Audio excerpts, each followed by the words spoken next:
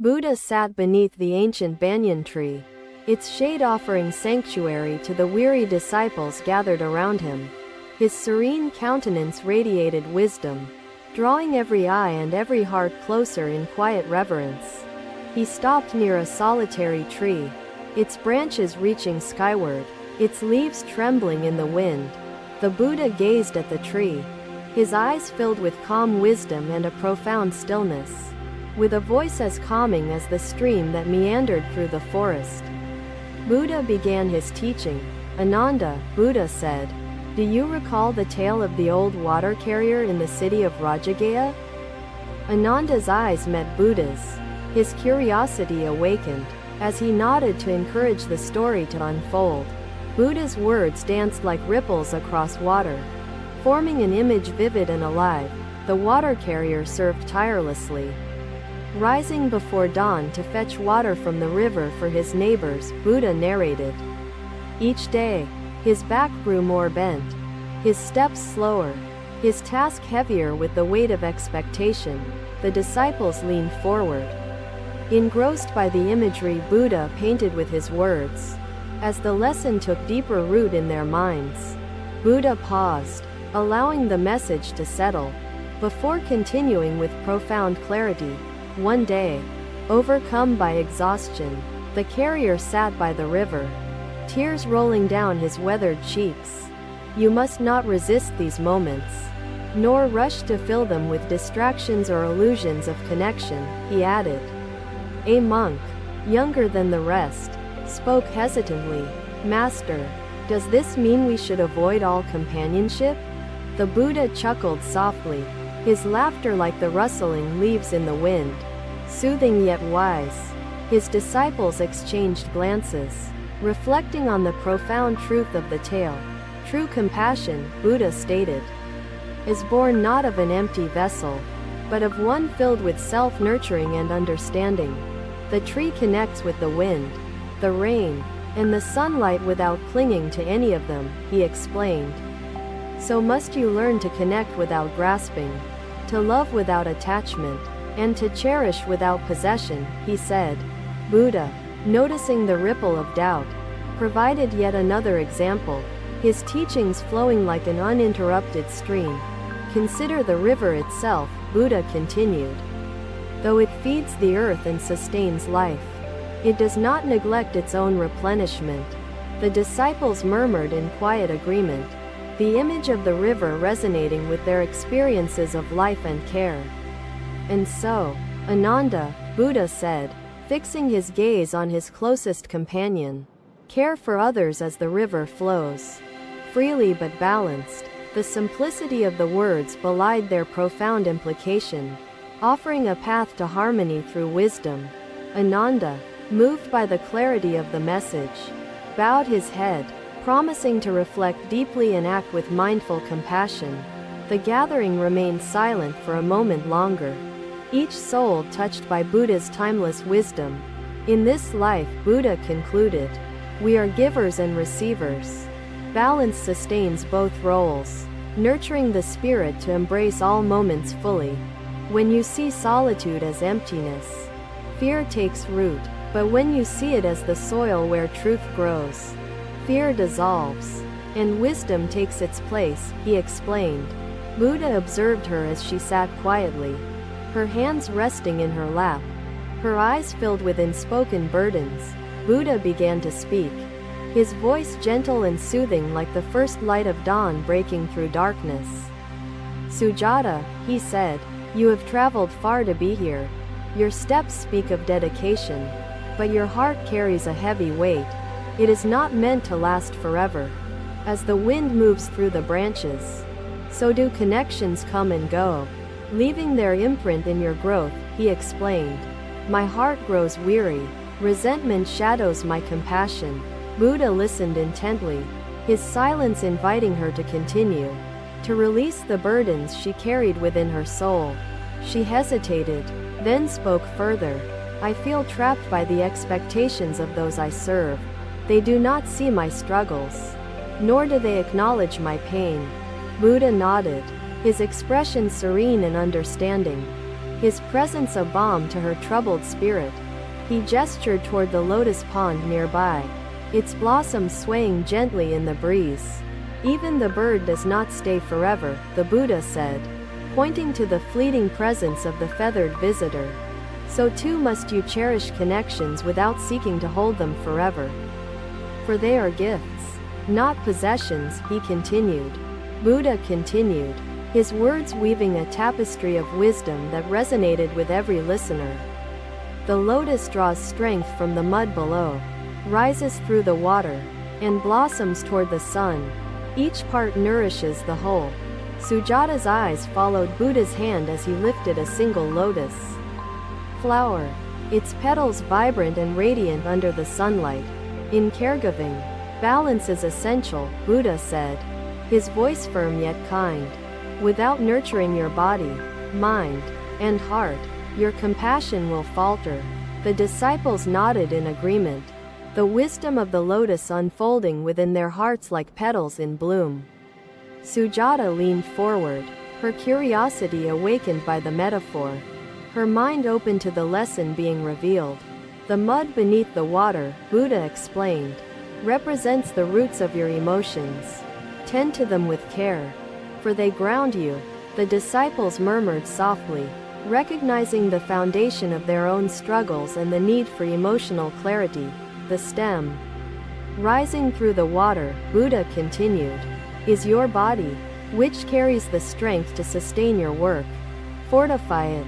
Sujata listened closely, her hands clasping the edge of her robe, her breath steady and deep as understanding dawned. The Buddha began, what you see as solitude is filled with meaning. Each thread carries the weaver's intention and devotion. He works alone, yet his cloth will touch lives, warming bodies and carrying offerings to the temple, the Buddha explained. The disciple reflected, uncertain, and asked, but does solitude not breed loneliness? Master, how can we endure such quiet isolation? The Buddha turned to the weaver and said, tell us, how do you find peace in your labor? Even without company? The weaver paused, his hands steady on the loom, and replied, I see not just threads, but the connections they form in others' lives. Sujata, he said, begin by observing your breath, which flows without effort, yet sustains life. Let it guide your actions. Loneliness dissolves when we understand that our actions connect us to others. Even if we labor alone, the Buddha said, work, love, and compassion are the threads of human connection. Balance arises through awareness. Sujata bowed her head, tears welling in her eyes, as the weight of her burden began to lift, replaced by clarity. I understand now, Buddha, she said, her voice steady yet soft. To serve with compassion, I must also nurture myself. Buddha placed the lotus gently on the ground before him, its beauty undiminished, its presence a silent testimony to his teaching. The act of weaving is quiet, yet profound. It symbolizes how even solitary efforts create something greater than themselves, he continued. Sujata rose to her feet, her burden eased, her heart rekindled with a newfound sense of purpose and balance, as the sun dipped below the horizon, casting a golden glow across the lotus pond. Buddha's words lingered in the air. The gathering dispersed, each disciple carrying with them the memory of the lesson, a lotus blooming within their souls. Another day, another lesson unfolded beneath the ancient banyan tree, as disciples gathered to seek the Buddha's wisdom. Among them was Tissa, a young monk who appeared troubled and burdened by his role as a caregiver. His elder, frail and ailing, required constant attention, leaving Tissa frustrated and unsure of his path. The disciple nodded, his heart lighter, realizing that solitude was not a barrier but a pathway to growth. The weaver continued his craft, his hands moving steadily, as if embodying the teachings shared by the Buddha. Tissa, Buddha said, you carry the weight of your duty, yet you stumble under its pressure. Let us examine this burden. Tissa looked up, his eyes filled with frustration and doubt, his mind clouded by conflicting emotions. Buddha, Tissa said, his voice tinged with bitterness. I do everything for my elder. Yet his suffering persists. I feel defeated. Buddha nodded, his gaze unwavering, his presence a beacon of calm and understanding amid Tissa's turmoil. The weaver's cloth neared completion, its intricate design a testament to the beauty of focused and devoted labor. Even when you work alone, remember that your labor creates value for others, binding you to them in unseen ways, the Buddha said. You are never truly disconnected, for life itself is a web of interwoven moments and shared experiences, he added. The disciple who first spoke turned to the weaver and said, Your work carries wisdom, even as your loom clicks in silence. The weaver smiled humbly, his expression warm and steady, grateful for the understanding shared among the group. The sun dipped lower in the sky, casting a warm glow over the loom, and the disciples gathered around it. Strain too much, and harmony is lost. Loosen too much, and silence prevails. The disciples rose, bowing to the weaver, their hearts filled with gratitude and newfound understanding of their own solitude. The Buddha prepared to depart, his presence like the steady rhythm of the loom, offering calm and wisdom to all.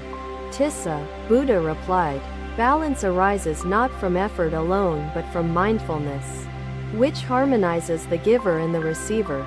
The disciples exchanged glances, the simplicity and profundity of the teaching resonating within their hearts like the notes of the lute. Buddha gestured toward the forest around them, its serenity a reflection of the natural balance he sought to convey. Observe the forest, Buddha said, where trees grow strong, yet the ground remains nourished. Another day, the Buddha and his disciples walked along the shores of a serene lake under the soft glow of moonlight. The moon's reflection shimmered in the water, its image perfect despite the gentle ripples moving across the lake's surface. Buddha, Tissa said, his voice steady with newfound understanding, I will strive to care with balance, neither overburdening nor neglecting. Buddha placed his hands together in a gesture of blessing, his words a benediction to the gathering and beyond. Remember, Tissa, Buddha said, care with love, not attachment. Give with joy, not expectation. Serve with mindfulness, not exhaustion. The sun dipped lower, casting a golden glow through the branches of the banyan tree. As the disciples bowed in unison, the Buddha turned his gaze back to the lake, the ripples gently reshaping the moon's reflection with each passing moment. The lake does not resist the ripples, nor does it hold the moon. Yet the reflection remains, he said. A younger monk hesitated before asking, but Master, what if loneliness distorts our ability to see others clearly, like ripples in the water? The Buddha smiled, his expression kind and knowing, his response unhurried and deliberate in its wisdom. Thank you for watching. Buddha's teachings are always with you. Subscribe to our channel and we will see you in the next video.